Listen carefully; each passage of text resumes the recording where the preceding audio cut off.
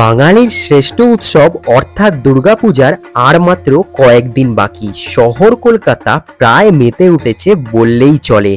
আমি ঋত্বিক আমার এই চ্যানেলের মাধ্যমে কলকাতার বড় বড় দুর্গাপূজাগুলি খুব সুন্দরভাবে তোমাদের সামনে তুলে ধরবো।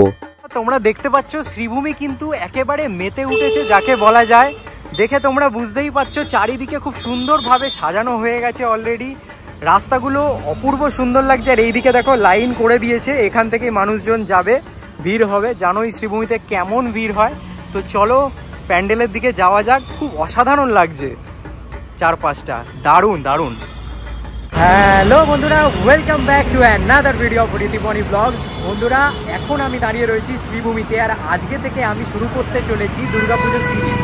এই চ্যানেলে কলকাতার সমস্ত বড় বড় দুর্গাপুজোগুলো তোমরা দেখতে পাবে, সাথে একটা সুন্দর রোড ম্যাপ পেয়ে যাবে কীভাবে তোমরা পুরো দুর্গাপুজোটা ঘুরে দেখবে।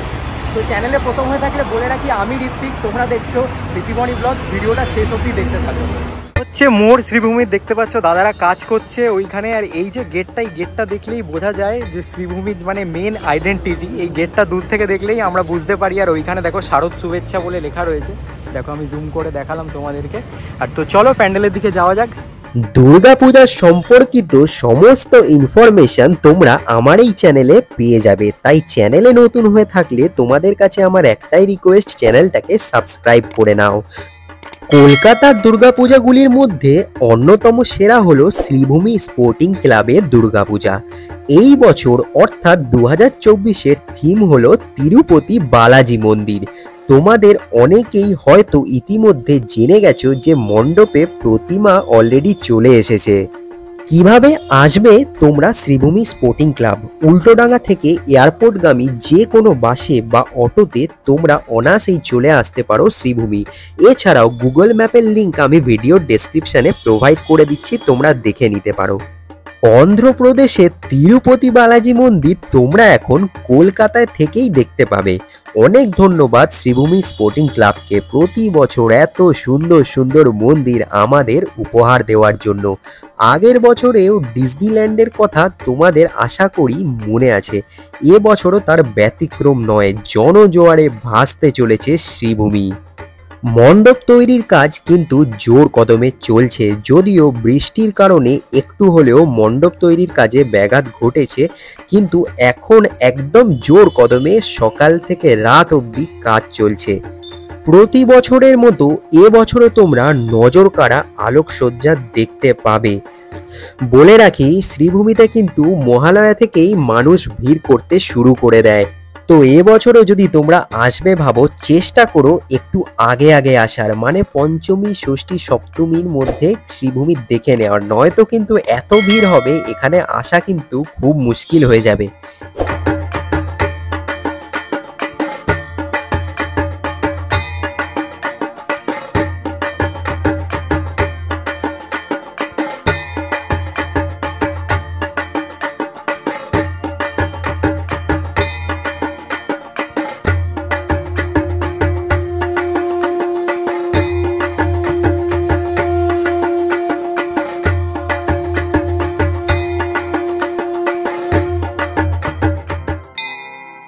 প্যান্ডেল চত্বর কিন্তু এখনো অনেকটাই অগোছালো রয়েছে, যেহেতু আর কয়েকটা দিনের মাত্র অপেক্ষা। এর মধ্যে কিন্তু প্যান্ডেল চত্বর পুরো পরিষ্কার হয়ে যাবে আর সমস্ত কাজ কমপ্লিট হয়ে যাবে। উদ্বোধনের দিন সবার আগে আমি ভিডিও করে তোমাদের সামনে তুলে ধরবো। আর এই মন্দিরেও কিন্তু একটা ধ্বজা করা রয়েছে, অরিজিনাল তিরুপতির বালাজির মন্দিরে যেমন রয়েছে পুরো হুবহু তৈরি করেছে শ্রীভূমি।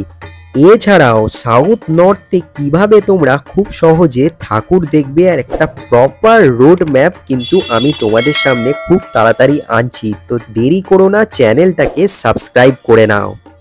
শ্রীভূমি থেকে লেকটাউন চত্বর পুরোটাই কিন্তু খুব সুন্দরভাবে সাজানো হয়েছে। তোমাদের সামনে সমস্ত ইনফরমেশনই রাখলাম আমি।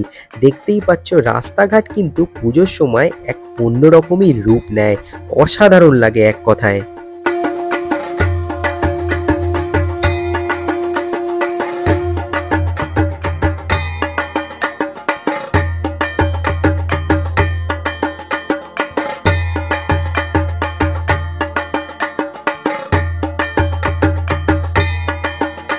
বন্ধুরা তোমাদেরকে শ্রীভূমির প্যান্ডেলের আপডেট দিয়ে দিলাম।